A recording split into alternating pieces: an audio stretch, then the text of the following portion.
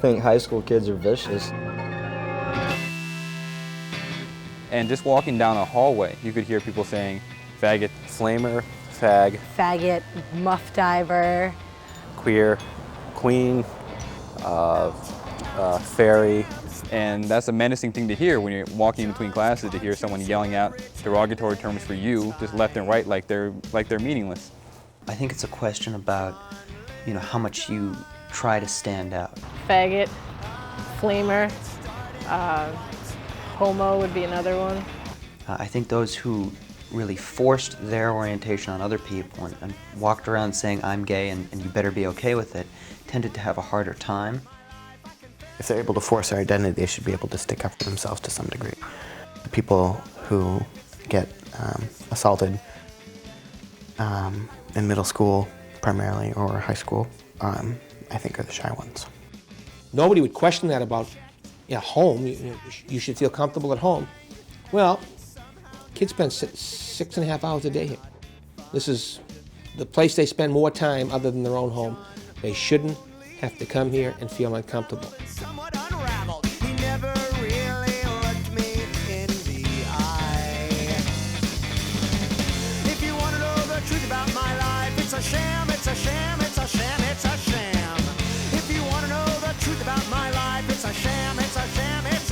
The Safe Schools program for gay and lesbian students was an outgrowth of work done by the Governor's Commission on Gay and Lesbian Youth, which was formed in 1992.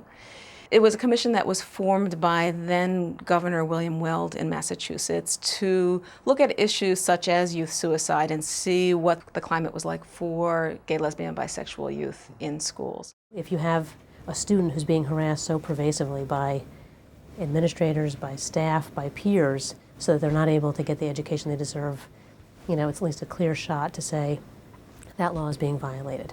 And there is a way that individuals can bring a lawsuit seeking monetary damages. And monetary damages are not necessarily the goal. The goal, every single family I've talked to says the goal is to have this behavior stop. And the concern of a parent for their child is, of course, their safety, but also their happiness. And I just felt that Matt would never find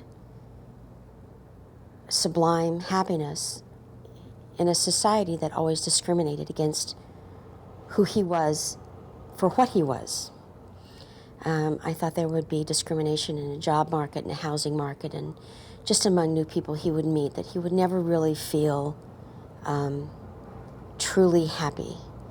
I've since learned that that was a fear I shouldn't really have had, that there are, that just as in any community, there are those who are and those who aren't.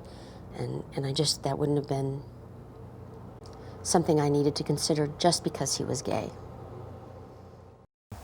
I don't think that there's enough people in my school, saying that's not okay to say that's so gay. There's not enough people reporting these simple little instances because they're not simple. Kids, any kids, who are victimized in school by being threatened or who feel that they're not safe enough to even attend school are far more likely to be suicidal than kids who are not victimized. The issue with gay, lesbian, and bisexual kids is they're likely to be victimized so much more often. In high school, basically people running the show, the superintendents and the school board or whatever, are so afraid to talk about anything that's taboo, whether it's sex in general, homosexuality, and drugs, whatever. They're so afraid to branch out and talk about important things like that. There are still a lot of communities, the African American, the Latino, the Asian community, are still very much closeted communities. And it's good not to be homophobic, but if you're not active in the cause, it doesn't really do much. It's still looked upon as a white male thing.